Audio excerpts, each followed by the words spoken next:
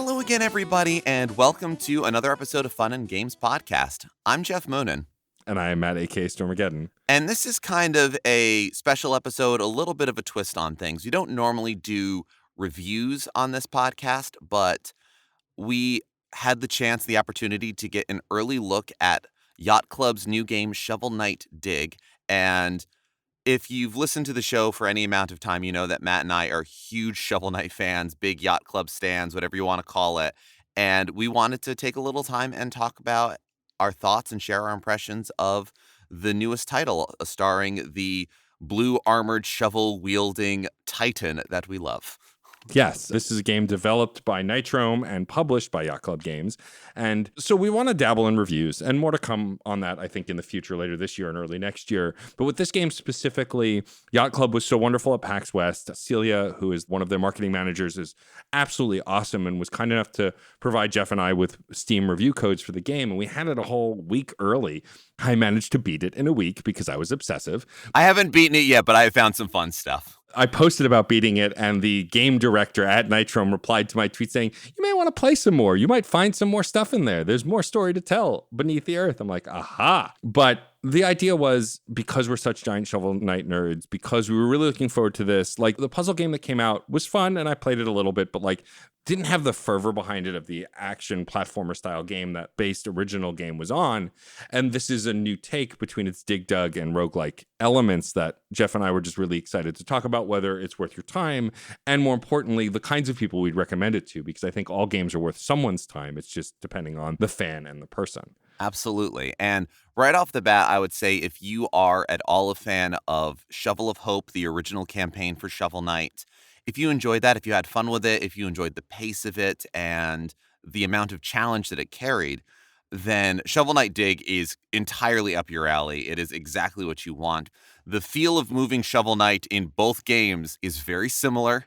And even though the format has changed a little bit, the notion of level longevity and how you go about it has changed, there is still a lot of familiarity given new twists that was just delightful throughout. Story-wise, this is canonically a prequel to the first Shovel Knight game, Shovel of Hope.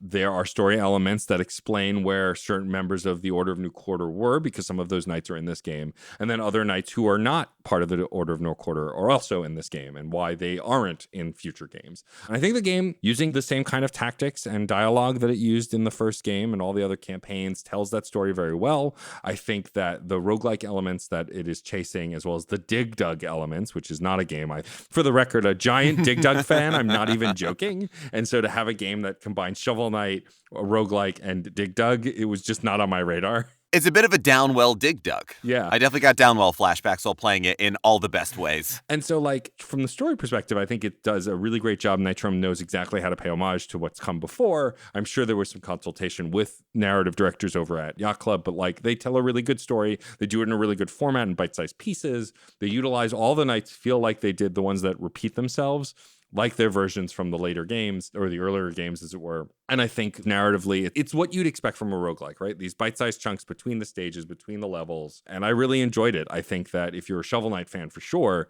there's a lot to chew on. Also, the music, we have to shout out, of course, the incredible Jake Kaufman, who has done all of the music. Absolutely. It pays homage to older Shovel Knight tracks, where you get to hear stuff like Dig the Earth and all sorts of other tracks like Get Reprisals and remixes. And then there are brand new tracks as well you've never heard before. All the different stage themes sound great. And even on repeat, you know, I can hear in my head the first Mushroom Area's music in my head as I talk. It loops, but it doesn't loop in an obnoxious way where you just feel like you're listening to the same 10 chords over again. It is dynamic. It has different ups and downs. It's really brilliantly done. And like, from a music perspective, I think some of the best stuff we've heard in the Shovel Knight franchise. I absolutely agree. And it's very funny how Shovel Knight as a franchise has become its own little mini institution where you can hear old tracks and it comes through and it creates that bit of nostalgia, but it also has its own distinct style. There is an incredible straight-faced absurdity. Yeah. I'm constantly delighted by the new faces that I see in the village before going down into the well and the encounters that I have. Yeah, absolutely. And speaking to the encounters, the controls here are very tight. What you'd expect from a Yacht Club game or anything you associated with Nitrome got the feel of the titular Shovel Knight down pat between the drop attack, the digging, the basic shovel combat, the different upgrades you can get on your runs. All of it feels very intuitive and very key to, if you've played a Shovel Knight game, you will get this immediately. And if you haven't played a Shovel Knight game, the mechanics will come together pretty quickly. Like a good roguelike, which I've only played a handful of, admittedly, the controls feel tight and easy to learn, but of course, as always, difficult to master. There are different tips and tricks that you need to learn on your runs to make them go a lot quicker and a lot more easier. And to further elaborate on the roguelike nature of this title, it's not grid-based, it's not turn-based. It is still an action platformer real time, but it's one where you are on a randomly generated. I don't know how randomly generated it is. I wasn't sure if I was starting to recognize certain moves or certain levels, but definitely a randomized structure fit to a format as far as how many levels there are in each world versus the boss fight to move on to the next one. Every time you start, you need to re-unlock combat moves or find relics again. You lose all of those from each run. Something that I enjoy about this shakeup to the Shovel Knight formula is if you played Shovel of Hope or any of the other campaigns in Treasure Trove, you might fall in love with a certain setup. You want to set up your armor/outfit in a certain way. You love certain relics. You can't hold on to that in Shovel Knight Dig. And if that frustrates you, that's going to frustrate you. But frankly, I played through Shovel of Hope and I really loved the anchor just because I'm a Castlevania nerd and that always does it for me. The ricochet ball's fantastic. But I would worry about but what about the other relics? Well, I don't always use them. I figure these out and they're all options to you, but you sort of get complacent. So always having to get that one more run kind of feeling, which Shovel Knight Dig has in spades, no pun intended. You are going to be refinding Chester. You're going to be refinding relics and finding new loadouts or styles or anything else. And it is frustrating to die often, but you will be sometimes permanently, sometimes temporarily increasing your life meter, sometimes permanently, sometimes temporarily increasing your magic meter. All of these things, there are some permanent upgrades, but it's a different run every time. And so you can shake off failures, I think, far more readily if this is your kind of game. Yeah. I want to talk to the performance of the game as well a little bit. Geoff and I were provided keys for Steam. I played it on the Steam Deck and it runs like a dream on the Steam Deck. Games like this were definitely destined for that format. I have since, of course, purchased it on Switch because, of course, I did. All the other Shovel Knight games exist on my Switch. So I added this to the collection and it runs like a dream on the Switch as well. There's some slowdown in the game, but a lot of it is intentional to punctuate points when you beat bosses and stuff. It's very dramatic. But it runs really well. It looks really great. It sounded really good on the Steam Deck as well. I imagine on other platforms it'll run just as well. I can't imagine it wouldn't. I want to talk a little bit about the difficulty and the runs. There is later on, you can buy your loadouts back for a previous run or save them, not for every run. You can also give your gold to somebody to start on a later level. So you're not always going through the mushroom mines over and over again. They are delightful, though. No, I haven't gotten sick of them. But you can shortcut to different stages, and you always have to pay to use those shortcuts. You pay one to purchase the initial ticket, and then a smaller cost to go straight there. But also, what I want to talk about and praise this game for is its accessibility options. From the minute you start up the game, if you want, you can go into their accessibility menu and increase your health, increase the damage you do, slow down the entire game, change how frequently you get gems, change how frequently you get food in your treasure, so you can buffer the experience. And I have to tell you, I utilized all of those accessibility options, and it still took me a long time to finish the game once through. The game is not less challenging with that stuff. It just gives it a little more forgiveness in the way that I've talked about in the past briefly, modding Dark Souls games to give you a little extra damage reduction or health. Doesn't make those kinds of games easier by any means because they are designed to be a challenge, but it allows clumsier players like myself to be more forgiven when they don't see an enemy coming or they dig their way into a massive drill or whatever else. And I really appreciate that. I know that Pocket Dungeon had stuff like that too, where it would turn off achievements, but you could see the story by giving yourself a boost. I don't love that it turns off achievements in that game. I don't know if it does for this one because I didn't pay that close attention to the achievements. That said, that's a minor nitpick. If it's an achievement based around those things that you're changing, I get that. Of course. That said, having those accessibility options from the get-go without having to unlock anything, you just have the ability to give yourself more health, make yourself do more damage. More games need stuff like that. I mean, I talked about it in my Control episode of SideQuest ages ago. The fact that from moment one, you can give yourself infinity ammo, unlimited magic, whatever else. Those kinds of things should be in games because not everyone wants to suffer through the difficulty. Or some people just don't have the tactile advantage of being able to do it for whatever reason. And so I wanted to laud the accessibility options because it made the game a dream and made me want to jump back in after beating it once, going, okay, well, let's restrict some stuff now. Let's see if I can challenge myself now that I've seen credits and how hard I can make the game for myself while still wanting to play it. The original Shovel Knight, I remember when it first came out, some of the knocks that it took in reviews was, oh, it's a shorter game.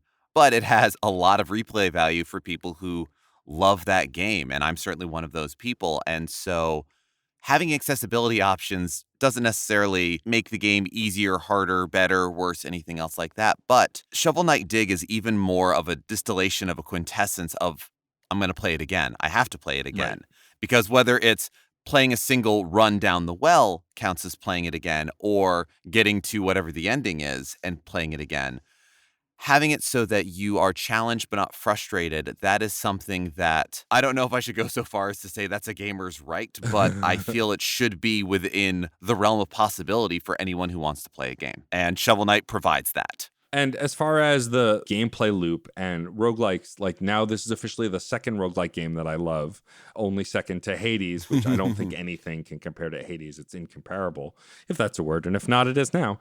But what I love about this game is that it's the just one more run mentality mixed with one of my favorite indie game protagonists.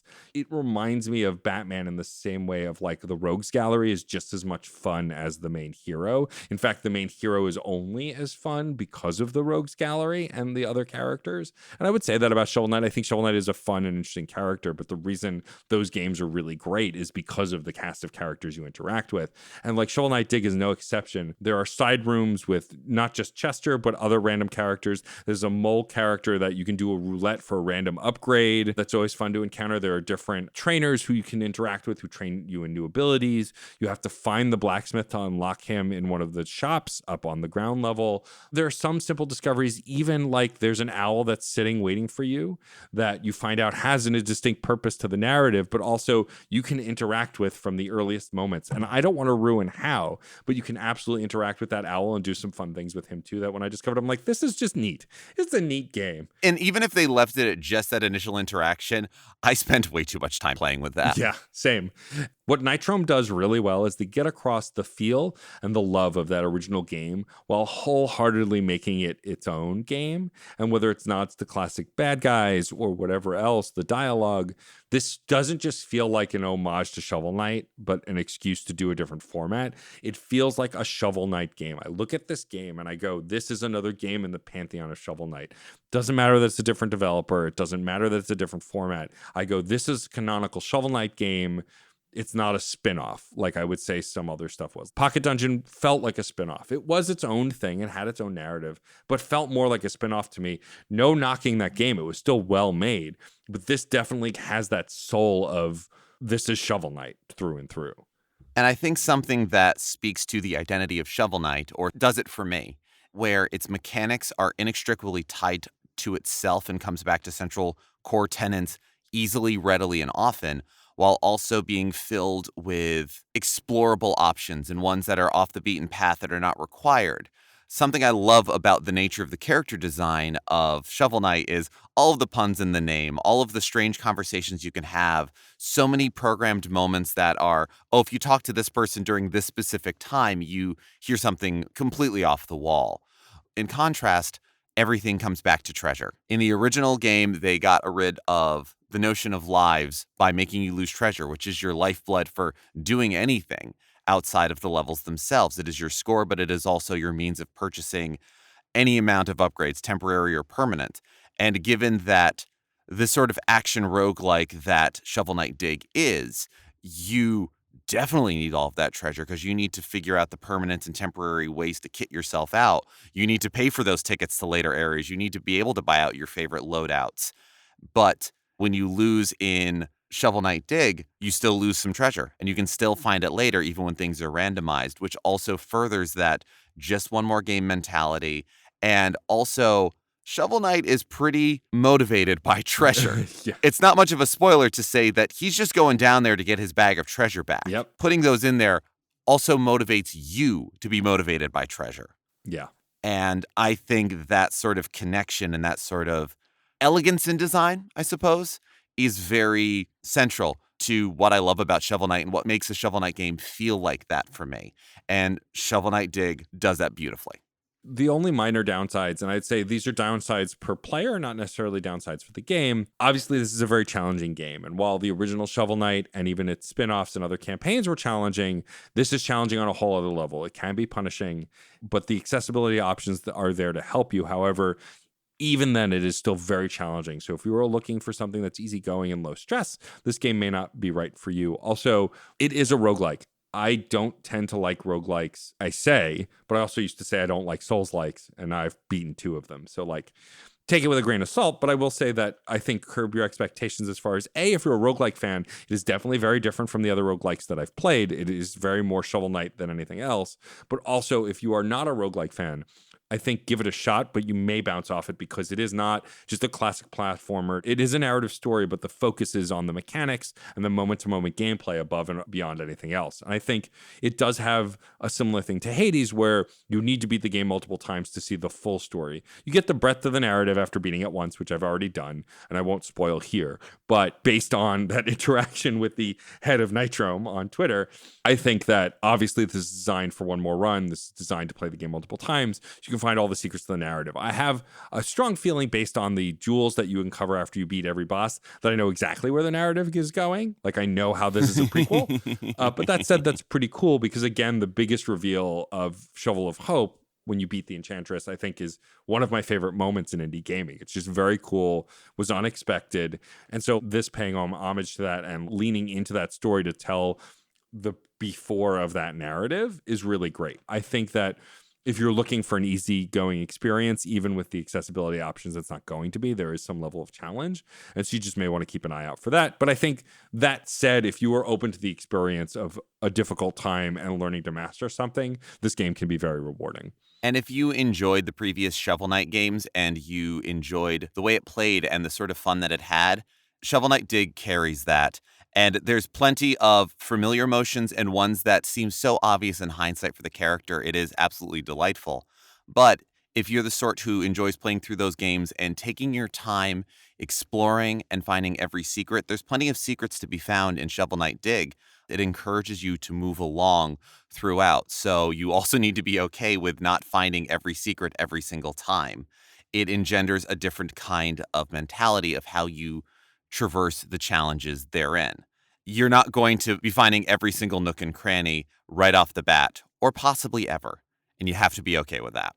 As of the time of this recording, Shovel Knight Dig is available on Steam, Switch, and Apple Arcade, but will at a later date be released for both the PlayStation and Xbox ecosystem. So eventually there'll be a lot of different ways to play this game.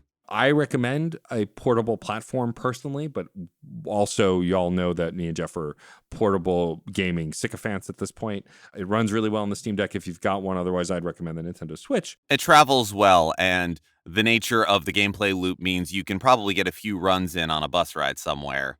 But also, if you are home playing it, just one more run can turn this into hours and hours, and they'd be well worth it.